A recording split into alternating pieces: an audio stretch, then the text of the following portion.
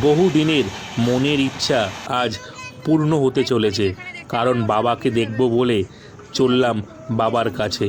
সেটি হলো আমাদের সকলের প্রিয় দেওঘর বাবাধাম। এখানকার সবথেকে গুরুত্বপূর্ণ বিষয়টি হলো, যদি আপনি এখানে আসেন তাহলে বাবাকে আপনি স্পর্শ করে পুজো দিতে পারবেন, এবং এই কারণেই আপনি এখানে বারবার আসবেন।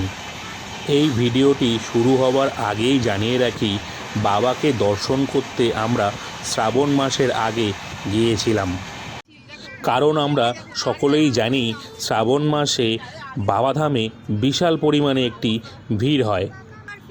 আজ সকালে স্নান সেরে তাড়াতাড়ি করে হোটেল থেকে বেরিয়ে আমরা রওনা দিলাম মন্দিরের পথে। আমি জানি এই মুহূর্তে আপনাদের মনে নানান রকমের প্রশ্ন আসছে, কেনই বা আমি শ্রাবণ মাসের আগের ভিডিও এখন দেখাচ্ছি। আপনাকে একটা কথা জানিয়ে রাখি, শ্রাবণ মাসের আগের ভিডিও হতে পারে এটি, কিন্তু আমাদের মনে ইচ্ছা থাকলেও উপায় থাকে না। শ্রাবণ মাসে আমরা চাইলেও আসতে পারি না, কারণ এত পরিমাণে এখানে ভিড় হয় যে মন চাইলেও সেটা হয় না। তাই আমার মনে হলো বাবাকে নয় দূর থেকেই শ্রাবণ মাসে দর্শন করি, এবং আমি জানি এতে আপনারাও একমত হবেন।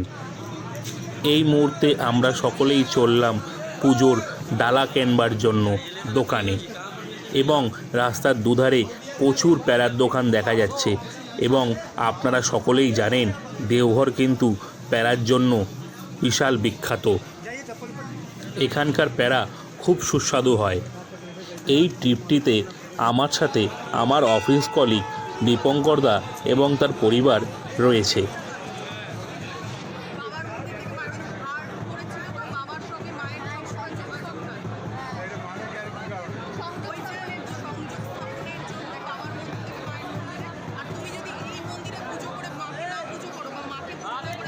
দীপঙ্করদার ওয়াইফ ইতিহাস সম্পর্কে বেশ জানে, সেটি ওনার কথাতেই বোঝা যাচ্ছে। এবার আমরা বাবার মন্দির থেকে সতী মায়ের মন্দিরে ধাগা বাঁধব। এটি নাকি করা খুবই মঙ্গলময়। হর হর মহাদেব। একটা জিনিস আমি লক্ষ্য করলাম, সময় বা অসময় বলতে কিছু নেই, বাবাধাম সবসময় ভিড়। আপনারা দেখতেই পাচ্ছেন, অফ সিজনে গেছি আমরা, তখনও কত ভিড়। তবে চিন্তা করুন শ্রাবণ মাসে বাবাধামে কী পরিমাণে ভিড় হতে পারে। প্রধান মন্দিরের ভেতরে ক্যামেরা অ্যালাউ নেই, তাই আপনাদেরকে বাবার মূর্তিটা দেখাতে পারলাম না। সত্যি বলছি, বাবাকে জড়িয়ে ধরে পুজো দেওয়ার আনন্দই আলাদা, আর এখানে আসলে আপনি সেটি অনুভব করতে পারবেন। এই ভিডিওটি ভালো লাগলে লাইক, শেয়ার এবং কমেন্টস করে অবশ্যই জানাবেন। অপেক্ষায় থাকলাম। এই আমাদের ধাগা পরানো সমাপ্ত হলো। তোমরা দেখতেই পাচ্ছ মন্দিরের ওপরে প্রচুর ধাগা পরানো, তার মানেই এটাই বোঝা যাচ্ছে এখানে সমস্ত মানুষই ধাগাটা পরায় বাবার মন্দির থেকে সতী মায়ের মন্দিরে। এখনও পর্যন্ত যারা আমার চ্যানেলটিকে সাবস্ক্রাইব করেননি তারা প্লিজ আমার চ্যানেলটিকে সাবস্ক্রাইব করে নিন, কারণ আপনারা সাবস্ক্রাইব করলে আমি মোটিভেট হই নতুন কিছু করবার জন্যে।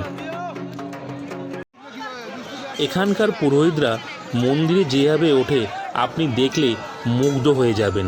সত্যি বলছি, এত উঁচুতে এইভাবে উঠে যাওয়া চারটিখানি ব্যাপার নয়, এবং এই মন্দিরের চূড়াতে এরা এই কারণেই ওঠে ধাগা পাল্টানো এবং ধাগা পরাতে। আজকের মতন এই পর্যন্তই, আবার দেখা হবে নতুন কোনো ভিডিওকে সঙ্গে নিয়ে। হর হর মহাদেব, জয় বাবা ভোলেনাথ, জয় বাবা ত্রিশূলধারী, জয় বাবা তিলকনাথ।